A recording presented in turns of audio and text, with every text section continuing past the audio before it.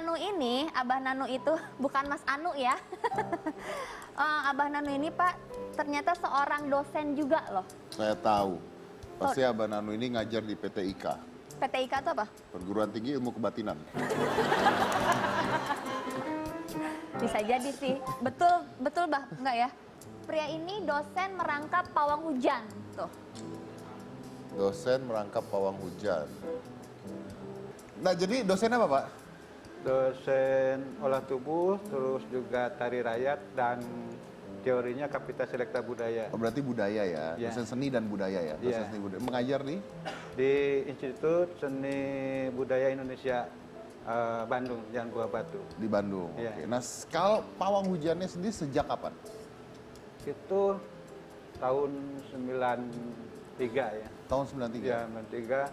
Waktu itu saya sebagai koreografer bikin tarian massal di lapangan.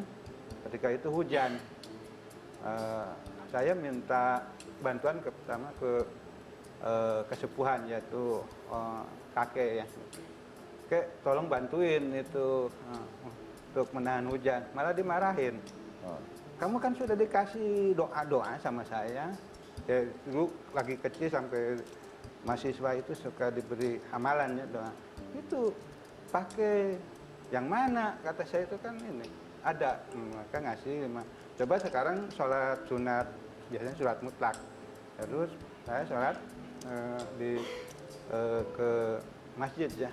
Nah, dulu latihan ditunda, terus setelah itu hujan setengah jam reda. Karena memang pawang hujan ini menurut saya adalah hal yang unik di Indonesia. Jadi pertama pawang hujan ini kayaknya cuma ada di Indonesia gitu.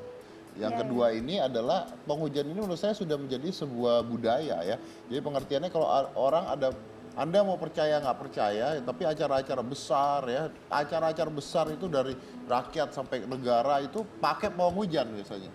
Mau setelah itu hujan ya, habis itu pakai pawang hujan 10 ternyata hujan itu ya. Besok ada acara pakai pawang hujan juga gitu. Ya kan? Jadi ini kayak sebuah budaya yang sudah lama Iya, terjadi di udah Indonesia. keyakinan masyarakat. Udah keyakinan masyarakat. Iya. Nah, Anda sendiri selain doa, apakah ada ritual lain? Kan saya dengar-dengar nih, saya juga nggak pernah melihat mata kepala saya sendiri. Dengar-dengar ada yang pakai bawang, pakai cabai, lempar kolor, ya, ada begitu kan katanya? Iya Pak, itu benar nggak sih? Ya, kalau saya lihat itu banyak yang gitu. Tapi ketika saya diberikan sama kakek atau kesepuhan itu, sama bisa pakai membakar kemenyan, tapi yang intinya kan doa. Bisa dengan tanah, tanah yang seperti abu. Saya bawa tanahnya.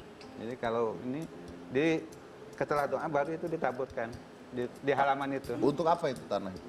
Itu simbolis. Kita minta kering. Oh, Supaya minta nggak hujan. kering. Gitu. Oke. Maknanya itu. Maknanya itu, tapi Gitu, intinya adalah doanya. Doa intinya. Doanya, Tapi bukan- itu secara kita menginginkan tanah itu sekarang kering. Oke, jadi itu Jadi nggak seperti basah. ritual budaya ya, bukan Iya. magis ya. Iya. Tidak ada magisnya di tanah Tidak yang ada. dilempar itu ya. Ini Hanya benar-benar. sebagai kalau sepuh itu syariatnya. Oke, oh ya ya ya. Nah, kalau yang lempar celana dalam nusuk bawang itu apa? Nah, kalau bawang masih ini, kalau celana dalam ini. Tapi ya ada macam-macam, ada yang pakai sapu lidi. Oh, Nah, itu yang dia biasanya kalau saya lihat yang di Persib itu pakai sapu lidi. sapu lidi. Terus juga ada yang kemenyan disimpan di ujung tempat kegiatan. Lah, Nanu, ini saya pingin penjelasan logika nih ya. Kalau saya salah, saya minta maaf dulu. Tapi, apakah ada penjelasan logika di belakang ini, atau semudah itu bernegosiasi dengan Tuhan untuk minta hujan? Karena ada alat musik bisa minta hujan. Hujan turun. Minta hujan dengan doa, tahan hujan dengan doa, hujan berhenti. Apakah memang semudah itu bernegosiasi dengan cuaca gitu? Tidak sebetulnya. Kalau mau ada yang meminta menahan hujan, saya minta minimal seminggu karena harus tahajud. Dari tahajud kita berdialog dengan Tuhan. Karena kan Tuhan, kalau Anda menginginkan bantuan, ya dari Harus sembahyang kusuk, tahajud gitu ya? itulah. Ya, kita. ya, ya, Kita meminta, Meminta, menagih ya. ke Meminta belum tentu dikabulkan juga berarti. Iya, itu kan kita semacam proposal. Ya, ya. Kalau di ACC syukur, kalau enggak jadi masalah. Oke, oke. Sebentar. Harganya berapa untuk menahan hujan? Enggak, kita ikhlas. Ikhlas. ya? Ada yang minta, malah nelpon, saya bantu, dan tidak pernah ketemu dengan orangnya. Oh. Sampai hari ini nggak pernah. Jadi banyak yang meminta, baik yang dari luar Jawa Barat, dari Solo. Kalau misalnya nih, saya minta hitam putih nanti syuting besok nggak hujan, terus saya bayar 5 juta misalnya gitu. Tapi hujan, apakah uang saya dibalikin? Saya nggak minta dulu uang. Oh, Anda nggak minta dulu uang? Nah, kalau hujan jangan dibayar. Oh iya. Dan iya. saya juga tidak meminta bayaran. Nggak minta bayaran Karena juga. ikhlas.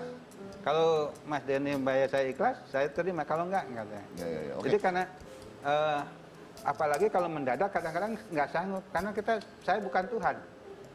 Tapi kita berusaha, ikhtiar. Tapi saya bingung loh, ada kalau hujan nih gimana kebenarannya gitu. Nah makanya Pak, biar Bapak nggak bingung, gimana kalau misalnya kita untuk tahu infonya tentang iklim dan cuaca sama ahlinya aja Pak. Siapa itu? Ini ada tamu Bapak juga, ahlinya tentang iklim dan cuaca. Langsung saja kita undang Pak Hari Tirto.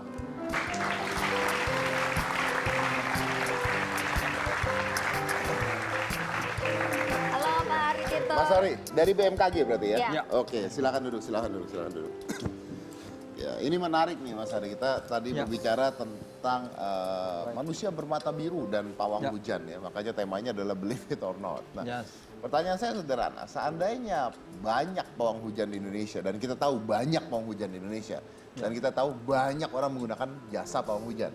Artinya kalau memang mereka benar-benar ada, saya tidak mengatakan benar atau tidak ya. Ini is an open mind gitu ya. Artinya kalau mereka ada, berarti ramalan cuaca itu tidak bisa disebut ramalan cuaca. BMKG itu sudah tidak benar. Anda meramalkan besok hujan deras, pawang hujan, stop hujannya. Ah gimana? Saya lihat handphone saya, oh besok hujan. Ternyata ada pawang hujan berhentiin hujan. Nah, saya harus percaya siapa ini Pak? Percaya Tuhan. Percaya Tuhan itu ya. Jadi gini, terkait dengan hal itu, BMKG didirikan untuk memprediksi pawang hujan adalah realnya. Salah satunya itu. BMKG dengan alat yang teknologi yang tercanggih, itu juga realnya juga ada. Mulai dari radar cuacanya, satelit, itu yang real. Itu per detik, itu bisa pergerakan awannya kemana itu tahu. Jadi kalau itu disampaikan ke masyarakat dan edukasi terhadap masyarakat ada, maka itu juga bisa dimanfaatkan juga. Betul. Itu secara itu tadi. Jadi kalau terkait dengan pawang tadi, terluar dari konteks percaya dan tidak itu tadi, itu perlu penelitian. Nah itu, kalau saya kan tadi Penelitian, mengatakan bahwa saya tidak percaya gitu ya. Ya. Nah, kalau Kita Mas juga Hari, nggak percaya. Percaya tidak? Tidak percaya dulu. Oke. Karena percaya dan tidak percaya itu perlu pembuktian. Selama belum ada dibuktikan secara real, secara teknologi, secara ilmiah, maka itu belum dikatakan yes. Ya, itu dulu. Saya mengerti. Ya. Nah itu, secara ilmiah itu bisa dipelajarin. Sebagai contoh, kalau udara itu angin adalah udara yang bergerak. Nah pergerakan itulah yang membawa massa udara untuk membentuk. Nah itu bisa diteliti. Secara sebetulnya. logika. Secara logikanya seperti itu. Oke, jadi secara ilmiah dan logika bisa dibuktikan kebenarannya. Yes. Oke, baik. Ya. Apa Pak, apa benar hujan tuh bisa dihentikan secara ilmiah? Oke, secara teori masyarakat kita secara perkembangan itu mindsetnya hujan buatan pasti gitu. Betul. Padahal hujan itu tidak bisa dibuat, tapi dimodifikasi. Modifikasi dengan cara itu garamisasi atau menggunakan katalisator kimia. Oke. Jadi hanya bisa mempercepat atau memperlambat. Mempercepat atau memperlambat. Yes. Oke. Caranya bagaimana? Oke. Mempercepat itu berarti ada mediasinya, medianya. Medianya harus ada awan dulu. Kalau sudah ada awan, itu awannya bantat apa tidak? Pengertian bantat itu kalau semacam roti, kalau bikin roti kan kalau adonannya kurang dia nggak bisa berkembang, bantat. Itu nggak bisa diapa-apain. Jadi di awan pun juga seperti itu. Kalau awannya itu bisa berkembang, itu yang bisa ditreatment. Gimana treatment? Di treatmentnya itu ada 3 metode. Ditabur garam, Pakai pesawat. Oke. atau pakai flare juga melalui pesawat, atau Ditembak pakai flare. ditembak flare menggunakan pesawat juga itu, atau pakai roket. Ditembak dari bawah ke atas. Yes, Yang isinya garam. yang isinya beda, tapi secara kimia itu garam. Garam. Oke.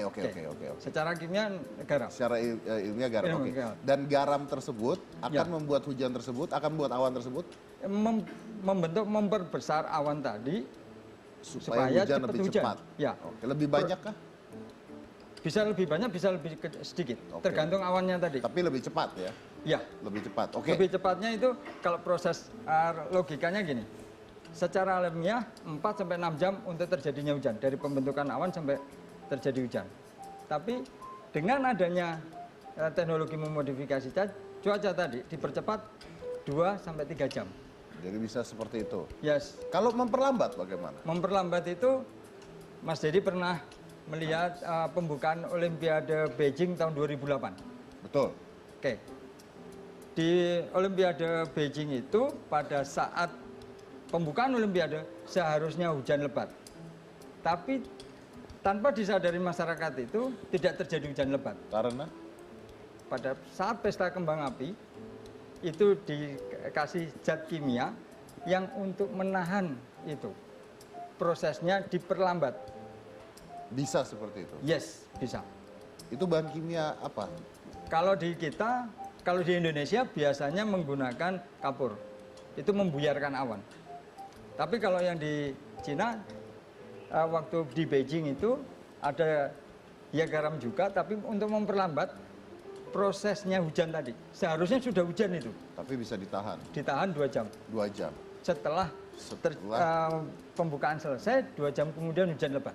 Oke, ini menarik sekali Olimpiade Beijing dan sebagainya. Ini menarik sekali karena ternyata ada secara ilmiah bisa diterangkan. Ya. Saya akan lanjut pembicaraan setelah saya potong dulu, jadi jangan mana-mana, tetap di Hitam Putih. Sedangkan waduknya itu airnya Cuma sedikit. tinggal turun di bawah normalnya untuk persediaan sampai akhir tahun, sampai musim hujan berikutnya.